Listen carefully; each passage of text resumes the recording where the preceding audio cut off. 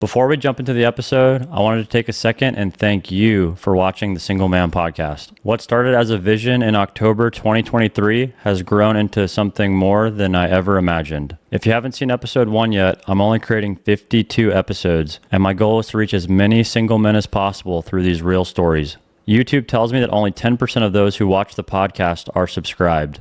It would tremendously help the podcast reach more men if you would scan the QR code on the screen right now or click the only link in this episode's description and subscribe on YouTube. Through the link, you can also join our email list, follow us on social media, or even donate so we can keep making an impact in single men's lives. My commitment to you is to use 100% of anything donated to continue improving the quality of the podcast. Thank you from the bottom of my heart.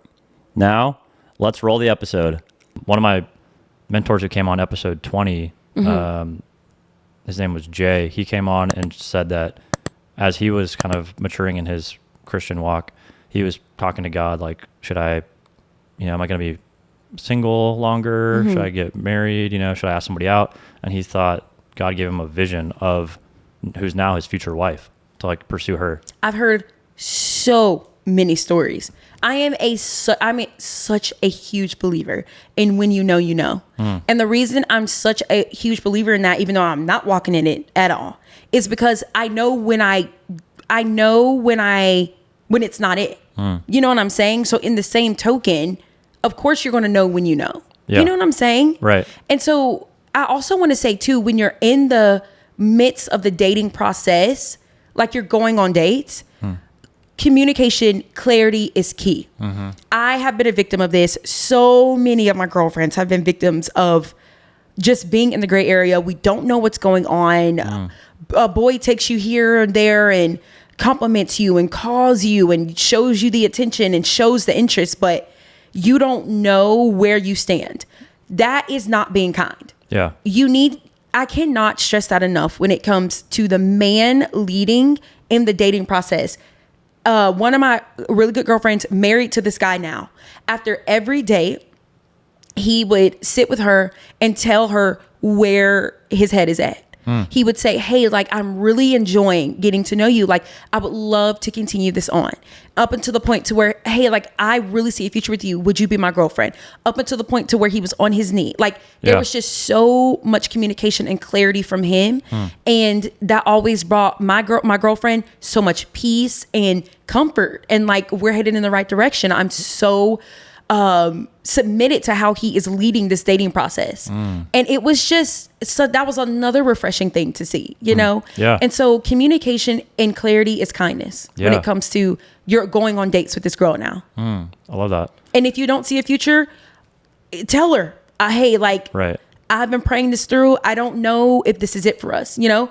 And it might hurt in the moment, but rejection, it only stings temporarily, y'all. And she will be glad when her man does come and her husband does come that you were frank and honest with her. Yeah. So yeah, that's another thing. Instead of like prolonging something and then it's okay, there's more potential drama or time invested and more time to heal. A lot of times we prolong things because we love the attention and it's just not even what we're even supposed to be in right now, you know? Right. So specifically for you, Victoria, what would you say a guy could do in like a kind or loving way to ask you on a date? What would be your preferred way to kind of be asked out?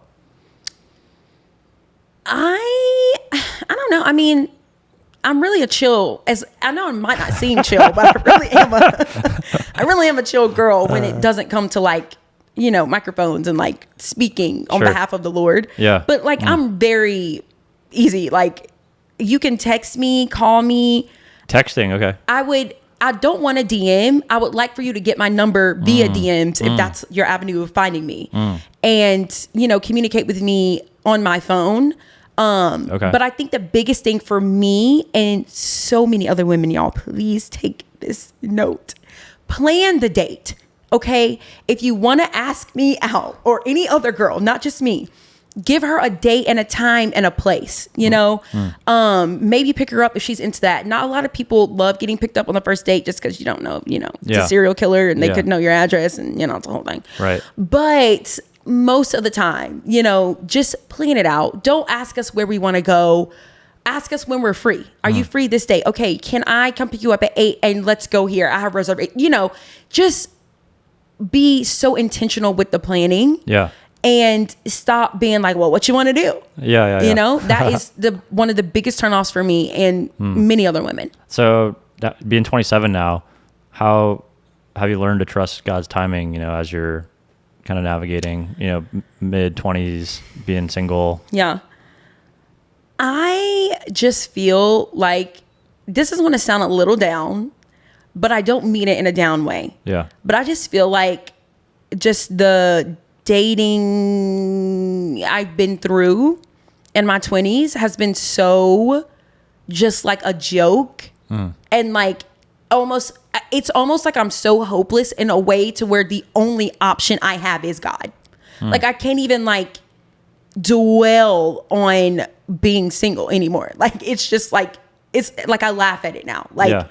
And so anyways, I know that sounds bad, but that truly is just like where I'm at and where so many other people are at of like, is this real? Like, is this the dating pool that we have to work with? Like, it's sad. So anyways, I would just say that I think more than ever, like just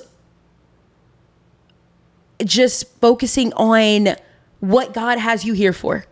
And maybe as you were in purpose and in calling and doing what God has made you to do, your man, I'm speaking from so much faith because this has not happened for me. Yeah. But doing what God has called you to do, maybe he will just pop up. Like you'll be in your lane and maybe God tells you to go left. Let's stop here. I need you to do this for my glory. Yeah. And maybe the dude is here, but I think just keep going in the lane that God has paved for you. And I think a guy might come. I wish I could say he can. He will for sure. Experience. But he might come and just be in a parallel lane. And when it's time for y'all to intersect, I think God will make that happen because you can't do it in your own strength.